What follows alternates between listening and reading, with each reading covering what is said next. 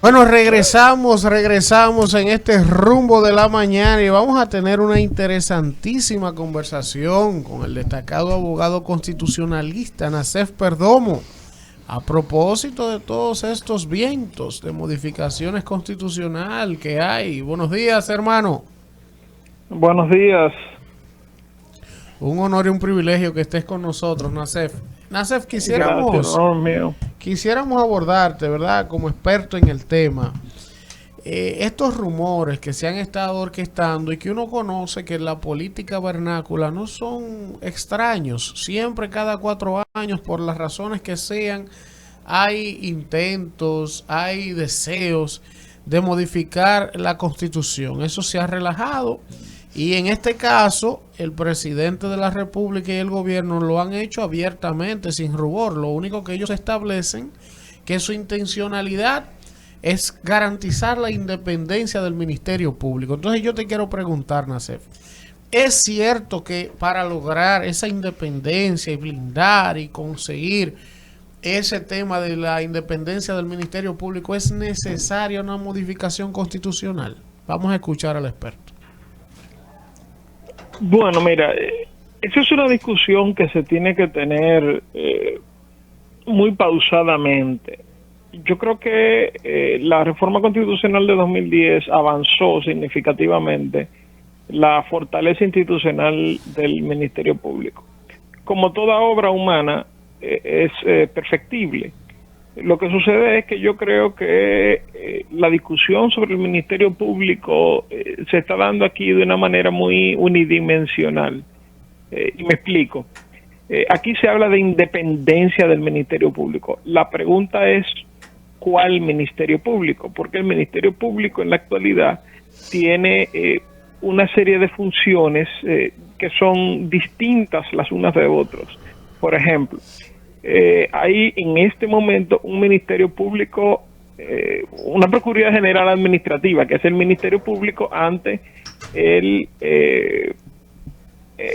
la jurisdicción contencioso administrativa. Ese Ministerio Público representa a la administración en los procesos administrativos. Luego está el Ministerio Público en materia penal, que representa a la sociedad en los procesos penales. Y hay otro Ministerio Público, por ejemplo, el Ministerio Público de Niña, Niña y Adolescente, que representa a los menores y a su interés superior frente a todo el mundo. Pero si tú te fijas, son tres funciones que son muy distintas las otras. Y el Ministerio Público, que es tratado como si fuera uno solo, representa a cosas, bueno, a partes distintas en los procesos. Y hay que preguntarse hasta qué punto tú puedes imponer o se puede seguir con un mismo esquema de independencia para instituciones o partes del Ministerio Público que son tan distintas las unas de los otros. Lo que se ha propuesto hasta ahora en la reforma constitucional que se está batiendo, hoy mismo hay una reunión del Consejo Económico y Social, a mí lamentablemente me parece que no atiende adecuadamente ese problema. Pero ahora, Nacef, fue un placer. Víctor Villanueva. Bueno, decir que el doctor Perdomo es uno de los pocos doctores en Derecho, la Facultad de Derecho de la Universidad Complutense de Madrid, mi facultad. Ah, qué bien. Nacef, lo que me llama la atención son elementos relacionados desde el argumento político independiente. Me pregunto, ¿independiente de quién? Cuando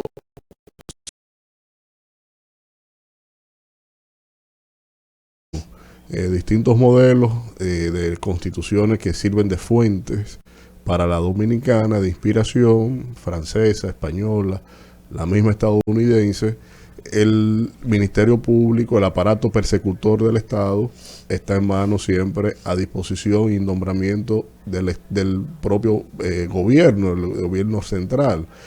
Y en la misma propuesta del presidente Abinader, o lo que se llegó a plantear en la mesa del diálogo fallida, está el hecho de que ellos dicen, bueno, independiente, pero con un transitorio de que el que yo mismo sigo nombrando hasta el 2024 al ministerio, al procurador o fiscal general en ese caso. Ajá. Sí, eso es así, como tú dices. El gobierno ha dicho que eso no va a ser parte de su propuesta formal, pero bueno, ciertamente hay que esperar a ver cuál propuesta es la que se lleva a la Asamblea Nacional Revisora. Otra cosa que hay que tener en cuenta, y esto es sobre el procedimiento de reforma constitucional, es que la Asamblea Nacional Revisora, una vez reunida, es libre de reformar lo que entienda de la Constitución de la República. Es decir, no tiene límites ni tiene que aprobar lo propuesto por el Poder Ejecutivo. O sea, estamos diciendo, la reforma. Nasef, estamos diciendo que los senadores y diputados pueden ser convocados para conocer una terna del Poder Ejecutivo, pero en el mismo momento pueden prestarse para modificar cualquier tema de la Constitución sin necesidad de ser agendado públicamente. No, lo que estoy diciendo es que una vez se aprueba la ley de convocatoria para la reforma constitucional con una propuesta específica para la reforma constitucional y la Asamblea se reúne, la Asamblea no está limitada por las propuestas que están en la ley de convocatoria. Ah, ok. Entonces, la Asamblea está reunida, francamente, no hay un límite jurídico a su accionar. Los límites son políticos, es decir, la gente le va a reclamar después, pero ellos pudieran reformar cualquier parte y no tienen que acoger las propuestas del Ejecutivo. Nasef, en este debate de la reforma a la Constitución de los últimos días ha salido el tema de la mayoría simple, que es uno de los cambios que se quiere implementar en la nueva modificación a la Constitución. ¿Qué te parece esta propuesta que anda sonando, que de manera oficial pues nadie la ha asumido, pero que es como un secreto a voces? Bueno, es lo que tú dices. Me imagino que te refieres al tema de la reelección, o sea, sobre la doble vuelta. Sí, sí. Y al tema del 50 al tema, más 1. sí, de la mayoría simple, Sí, que la quieren 1. pasar, en vez de 50 más 1, que sea mayoría simple. Eso no está en agenda. Eso. Como tú bien dices, eso no forma parte de las discusiones formales que se están produciendo, ni de la propuesta que se ha hecho pública. Lo que sí es, y lo tengo que reiterar, es que una vez reunida la Asamblea pudiera tocar ese tema, aunque no esté en la ley de convocatoria. Pero Nasef, que ahorita te pregunté, ¿independiente a quién puede ser Ministerio Público? Todo ente racional es político. Ahora, partidario es un requisito que podemos enarbolar. ¿Es necesario reformar la Constitución para eso? Bueno, tomando en cuenta que el Ministerio Público y el Procurador General de la República son instituciones distintas, aunque uno encabece a la otra, Sí. Sí, claro, lo que fortalece la independencia del Ministerio Público, por lo menos en términos teóricos, no siempre prácticos, es la ley de carrera, Sí. y la constitucionalización de la carrera del Ministerio Público. Y eso es algo que, francamente, en términos constitucionales, a mí no me parece que haya una propuesta sobre ese punto en particular que sea atendible. Habría que ver luego cómo se desarrolla esto. Lo que Y se- hay que, por eso Nasef. te digo es que la discusión no se puede limitar Ajá. a si independiente sí o no y si la reforma constitucional sí o no. Yo creo que nosotros tenemos que sincerizarnos como Sí. sociedad, Correcto. ver que se ha avanzado, Correcto. pero que es perfectible. Correcto. Y luego discutir de manera amplia y con Correcto. tiempo qué decisiones se van a tomar para, bueno, primero saber qué Ministerio Sí. Público queremos y luego qué decisiones se van a tomar para lograr eso, porque tiene que haber una conjunción de esfuerzos. Si se va a reformar la Constitución para eso, bueno, que se va a reformar, que examinar la ley de carrera del Ministerio Público y además la práctica o la puesta en práctica de las políticas que manda la ley para eso. Nasef, quisiera preguntarte esto porque es muy importante saber esto. Ya tú nos has explicado de manera brillante todo desde el punto de vista jurídico, de lo que debe ser, de lo que se debe priorizar antes de estar tratando de hacer una modificación. a la carrera, pero te pregunto esto, en el órgano del CES, donde se está llevando la discusión de la modificación, que se han ausentado los partidos de oposición, que están negados los partidos de oposición, ¿cuál es el espíritu, el ánimo? O sea, ¿tú entiendes que en realidad va a ser posible hacer esto? ¿Tú entiendes que los actores que están discutiendo esto están de ánimo, están motivados, o simplemente es una intención del gobierno pero que no ha calado muy bien en los demás actores que tienen que discutir esto? Bueno, yo creo que la manera en que tú presentaste la pregunta deja clara la respuesta. Los actores que no se han retirado están de ánimo en discutirlo y los que se retiraron no están de ánimo. Exacto. Lo que yo sí creo es que nosotros tenemos que tener clara una cosa. El CES tiene una función constitucional de ser un órgano consultivo, no es un órgano que toma decisiones. Entonces, ahí se puede, digamos, consensuar una propuesta, pero no se...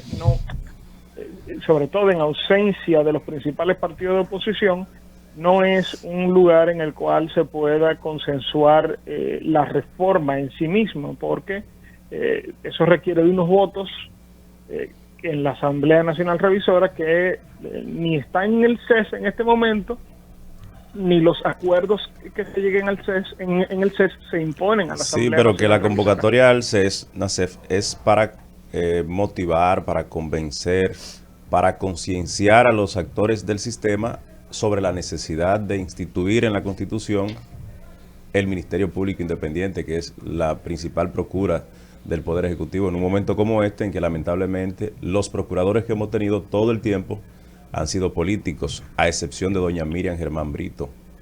De modo que sí, el CES nunca sobra. No, yo no estoy diciendo que sobra, lo que estoy diciendo es cuáles son los límites de su alcance. Claro. Que el CES esté discutiendo eso a mí no me parece mal.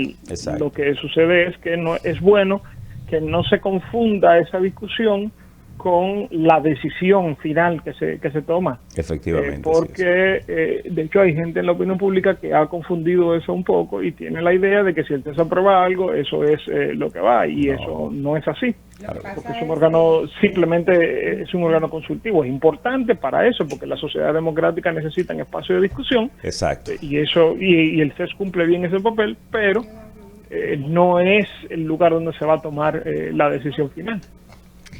Nacef, lo que pasa es lo siguiente, que en la práctica lo que ha sucedido, Eduardo Andújar de este lado, es que, por ejemplo, se llevan propuestas al CES y luego tú ves que un legislador o que uno de los involucrados en el proceso, como es el caso de la Junta Central Electoral, y haciendo facultad y uso, haciendo uso de su facultad constitucional, sin que se discutiera a totalidad lo planteado en el CES, y se llegaran a acuerdos, pues él inmediatamente usó su facultad para la iniciativa legislativa. Entonces lo que la gente entiende es que se ha perdido de alguna forma en el CES ese espíritu de dialogar y de llegar a acuerdos. Pero mi pregunta es en atención a lo que ustedes allá en el CES están discutiendo y que salió a los medios de comunicación como una propuesta, pasar de un Congreso bicameral a un Congreso parlamentario, y el hecho también de instituir congresos provinciales. A ver si nos puedes dar un poco de claridad en ese aspecto. Esas son cosas que se discutieron y yo quiero señalar que yo he estado invitado al CES como observador. Yo no represento a nadie y estoy muy consciente de los límites que eso impone a cualquier opinión que yo pueda expresar en el CES. Y en ese sentido, cuando se habló del Congreso, por ejemplo, de una posible reforma del Congreso en el CES, se expusieron varias propuestas y entre ellas se mencionaron algunas de esas. Eso no quiere decir que el CES las haya aprobado, y yo personalmente no tengo capacidad de votar en el consenso que se pueda alcanzar en el CES. Yo, como reitero, simplemente estoy como observador. Entonces, yo lo que creo es que al final hay que esperar cuál es la propuesta formal que el Poder Ejecutivo entrega o introduce en las cámaras del Congreso para la ley de convocatoria, si llega a hacerlo, porque eso tampoco es una seguridad. Nacef, pero genial, genial, pero de verdad, por lo menos a mí, creo que al equipo y a nuestros oyentes nos gustaría conocer tu opinión sobre el planteamiento y la propuesta. ¿Es descabellada? ¿Es absurda? Es que la propuesta ha ido cambiando. La primera propuesta, la que dio lugar al inicio de la discusión, a mí no me parecía buena y expliqué en varios lugares por qué eso es así. Tengo que reconocer que, por lo menos en el CES, se ha dicho que algunas de las principales objeciones que uno podía tenerle no van a ser presentadas de esa manera ante el Congreso Nacional. Pero no hay una versión final ni definitiva todavía, entonces mal pudiera yo dar una opinión sobre algo que todavía no está es concreto. concluido. Exacto. Muy bien. Ahora, Nacef, ¿cómo aporta al Estado de Derecho de la República Dominicana estar sumergiendo ya de por sí con el Tribunal Constitucional tenemos una constitución viva que se adecúa sistemáticamente y se adapta a la evolución social, y ese es un afán y una ventaja de tener una jurisdicción constitucional en corte? Ahora, el elemento político, ¿cómo influye en el Estado de Derecho que cada mandatario tenga una bendita agenda de reforma al texto constitucional? Mira, no hay una relación entre una cosa y la otra. Okay. O sea, la fortaleza institucional de un país no depende de la frecuencia con la que se reforme la Constitución. Okay. Aquí hay un mito en República Dominicana de que es una de las constituciones más reformadas del mundo, y eso es absolutamente incorrecto. Eso da paso social. La Constitución mexicana se ha reformado casi 100 veces en los últimos 100 años. Y la Constitución alemana, básicamente, en los últimos 80 años, también como 80 veces. Y esos son dos países con fortaleza institucional muy distinta. Entonces, Sí. no hay una relación entre una cosa y la otra. Okay. Yo soy de los que piensa que el problema no es la cantidad de reformas, sino las condiciones que se hace y el contenido de esas reformas constitucionales. Yo Correcto. ahí soy un poco, digamos, distinto a la mayor parte de los constitucionalistas, porque a mí no me da temor que se reforme la Constitución. Ahora, eso, y claro, impone necesariamente un examen más riguroso del contenido de las reformas que se proponen. Por ejemplo, Nacef, en ese sentido, un punto de urgencia social casi general que sugeriría a los fines de que se modifique la Constitución, quizá más importante que bajar del 50+1, Ministerio Público Independiente, pero que a veces se nos pasa. ¿Qué sugeriría Nacef Perdomo en este momento para que se introduzca en la Constitución? Es que no es obligado Pero un reformar tema. la Constitución cada 4 años. No, pero que él dice que no le molesta, a mí tampoco me molesta, y ojalá que se tenga que modificar diario. Eso no decía usted antes de las elecciones pasadas. Ajá, adelante. Cosas que a mí me gustaría Adelante. que se reformaran en la Constitución. Bueno, a mí me gustaría que se aclarara qué es la segunda mayoría para el tema del Consejo Nacional de la Magistratura, Del Senado. Sí. Ajá. porque eso ha sido piedra de tropiezo varias veces desde Correcto. que se reformó la Constitución, y entonces es bueno que eso se aclare definitivamente. A mí me parece que yo soy de los que piensa que un Congreso unicameral o un sistema parlamentario sería una cosa buena. Yo creo que hay que, aunque la reforma de 2010 implicó un gran avance en ese sentido, yo creo que aquí hay que aprovechar las experiencias de la pandemia Sí.